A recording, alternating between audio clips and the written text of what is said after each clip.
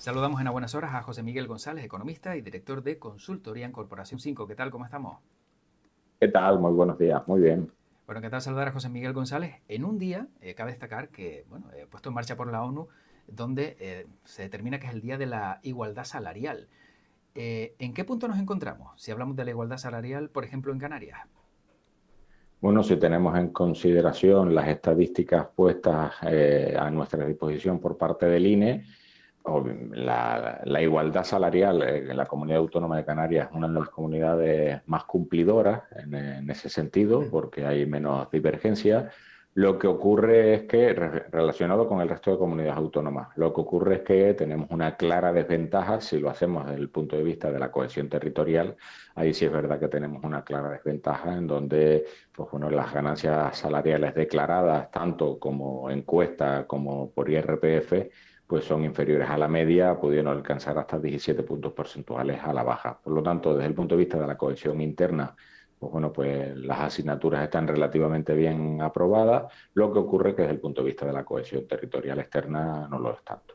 ¿Existe algún área o, no sé, o en algunos puestos de trabajo donde se encuentre una mayor desigualdad salarial que tengan controlados y que diga, bueno, aquí un hombre cobra un 23% más que una mujer por un trabajo en las mismas, digamos, condiciones laborales, o sea, mismo trabajo? Realmente eso está prohibido, es decir, si sucediera eso, obviamente a través de la inspección de trabajo se establecen las medidas correctoras oportunas y está prohibido porque tenemos determinados tipos de entornos legislativos que la discriminación salarial no puede ser operativa, es decir, no existe. Si existiera, repito, pues se trata de una ilegalidad, ni siquiera de una legalidad. Ahora bien, si atenemos el coste hora, por lo tanto, tiene que ser el mismo, bien por convenio colectivo, incluso cuando se aprueba un convenio colectivo, lleva un informe preceptivo tanto de la Dirección General de Trabajo como de la Inspección de Trabajo, en donde se establece que se cumplen todos los requisitos legales oportunos. Ahora bien, decía, ahí afecta mucho el nivel de contrato y del número de horas de trabajo que tenemos cada uno de nosotros. Hay personas, sobre todo mujeres, en donde el contrato a tiempo parcial o el fijo discontinuo o la mayor conciliación necesaria de la vida laboral con familiar en lugar del hombre hace que conceptualmente pues la jornada laboral final aparente que hay un menor coste salarial, pero es porque el número de horas trabajadas es inferior. Por lo tanto, ahí, en aquellas ocupaciones en donde haya mayor proporción de mujeres que hombres, es muy probable que se dé esta tesitura, pero no por una discriminación salarial, sino simplemente por una, tal vez, mayor falta objetiva de conciliación de la vida laboral y familiar y un mayor y mejor reparto de cargas del hogar entre el hombre y la mujer. Entonces no está habiendo ilegalidades en Canarias, presuntamente, sino, digamos, esa desigualdad salarial que se encuentra en esos parámetros que acaba de indicar José Miguel González. A ver las haylas, Ah, seguro. claro, sí, sí. Lo que pasa es que son corregidas, es decir, ningún convenio colectivo puede anunciar discriminación salarial. No, es que es imposible, porque no pasa el precepto, no podría ser publicado y por lo tanto no regula las condiciones. Ahora bien, dentro de nuestros puestos de trabajo, en lo paralelo de los mercados, pues bueno, pues habrán determinados tipos de circunstancias. Por eso hay que invitar pues, en aquellos lugares y sensaciones que se tengan en el seno de nuestras empresas, que se detecte una irregularidad de esas características, pues que se denuncie. Recuerdo cuando uno llevaba ya por el 2017 la responsabilidad de la Dirección General de Trabajo del Gobierno de Canarias, que pusimos en marcha junto a la Dirección General de Igualdad y al Instituto Canario de la Mujer, pues un buzón que se llamaba el buzón Lila, que era la igualdad salarial. Uh -huh. Bueno, pues esa es de suponer que todavía continúa funcionando esa plataforma y ahí es donde se puede establecer pues bueno, pues ese anuncio de irregularidades que directamente van a la inspección de trabajo y esta, por lo tanto, pues pone todo el quehacer para solucionar tal situación. Está claro. Bueno, hablemos de la economía de Canarias y me gustaría preguntarle a José Miguel González qué vamos a hacer los canarios, las Canarias, ante la vivienda. El precio de la vivienda parece que se ha duplicado en Canarias en la última década, pero es que no solo eso, sino veíamos también hace unos días que el alquiler se ha incrementado en un 27%. ¿Va a ser imposible vivir en este archipiélago? Bueno, primero me preguntabas qué es lo que íbamos a hacer y es o esperar a que se construyan más o endeudarnos más. Es decir, no hay soluciones mágicas. La vivienda en Canarias, como pasa en otros territorios, lo que pasa es que en otros territorios tienes la posibilidad de emigrar residencialmente, aunque puedas ir a acudir laboralmente al mismo lugar en donde estabas antes. ¿Por qué? Porque hay una continuidad continental. En Canarias, pues bueno, lo más que puedes emigrar es al municipio colindante o más alejado. Aquí hay un gap, una brecha importante entre lo que son las viviendas construidas y las viviendas demandadas. De hecho, desde el año 2018, que hicimos un pequeño análisis al respecto, aparece que son 100.000 viviendas las que harían falta poner en el mercado. Entonces, bueno, teniendo esa cifra en la cabeza, tengamos en cuenta que, obviamente, fabricar 100.000 viviendas en un corto plazo tienes que ir a 10.000 viviendas vistas para que en 10 años, aproximadamente 10, 15 años, pudieras albergar ese gap, porque 10.000 son las nuevas demandas. Pues a modo comparativo tengamos que decir que algo más de 1.000.000 son las que se han construido en el último año, de las cuales ni un 10% son de las denominadas protegidas, las públicas. Entonces podemos ir pensando que, como cualquier mercado, hay tensionamientos al alza, se genera el efecto subasta y solo está accesible pues a aquellas personas o que logren endeudarse mucho porque tienen algo de aval patrimonial para poderlo hacer, o simplemente el esperar dentro de la casa de sus progenitores, porque de lo contrario la independencia residencial es prácticamente imposible. Es decir, hay un problema de mercado y un problema de oferta. El problema no es que los precios sean altos, el problema principal es que hay poca oferta y por lo tanto hay que habilitar. Es cierto que el gobierno ha llevado a cabo determinados tipos de actuaciones en este último año, pero tengamos también claro y para no llevarnos a engaños que desde que hoy se planifica la construcción de vivienda hasta dentro de 3 años probablemente no la puedas habitar.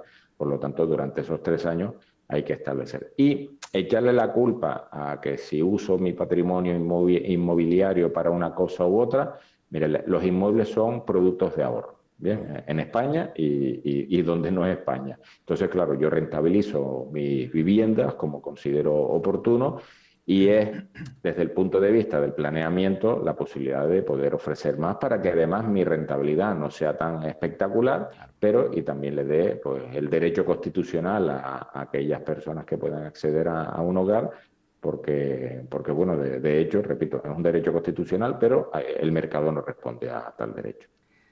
¿Cabría la posibilidad, teniendo en cuenta que la circunstancia va para largo, ¿no? Como bien dice José Miguel González, que el gobierno decida topar los precios, diga, bueno, es que el alquiler no puede subir más de esta cantidad porque es que si no, teniendo en cuenta la poca que hay, pues está haciendo que los precios sean insostenibles. ¿Cabe esa posibilidad de que llegue?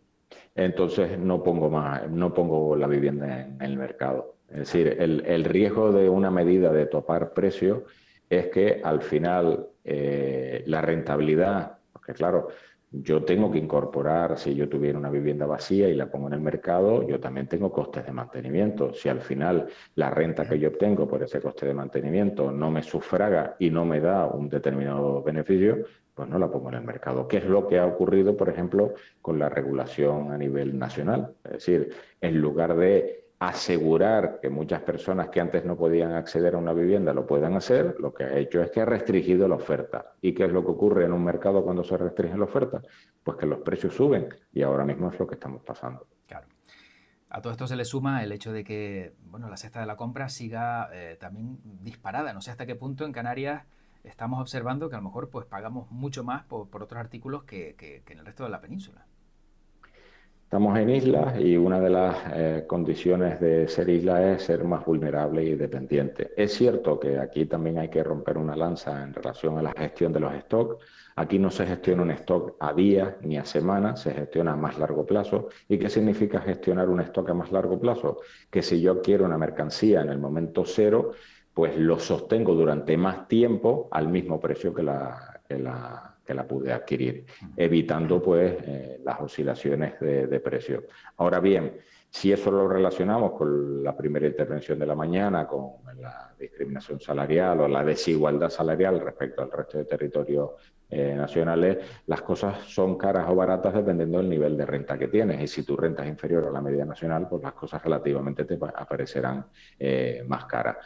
A partir de ahora, pues bueno, pues la inflación es cierto que se ha ido moderando poco a poco. Por primera vez en mucho tiempo, en alimentación, bebidas no alcohólicas, aparece un signo negativo en la evaluación mensual y bueno, y poco a poco se van atenuando. Ahora bien, aquí no nos podemos olvidar de la soberanía del consumidor. Si en nuestra cesta de consumo hay un bien que entendemos que sin ser de temporada, incluso siendo de temporada, sobrepasan nuestro presupuesto, busquemos sustitutivos, que seguro la oferta al final va a reaccionar, porque al final lo que le necesita también es poner en el mercado todo lo adquirido y si la demanda no lo adquiere ese precio, seguro que lo hará a un precio menor.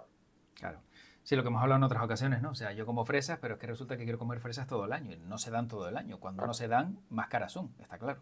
Exactamente. Es parte, pues, sucede con las fresas, con el aguacate. Es cierto que el aceite de oliva ahora parece que está reaccionando, pero bueno, el verano no es un buen momento para fabricarlo, temas de sequía, etcétera, etcétera, etcétera. Pues bueno, pues al final los consumidores, siendo precio aceptante, no tenemos que tener algún tipo de poder de decisión. Y qué mejor de poder de decisión de entrar o salir del carro lo que creamos conveniente que nuestro presupuesto acepte.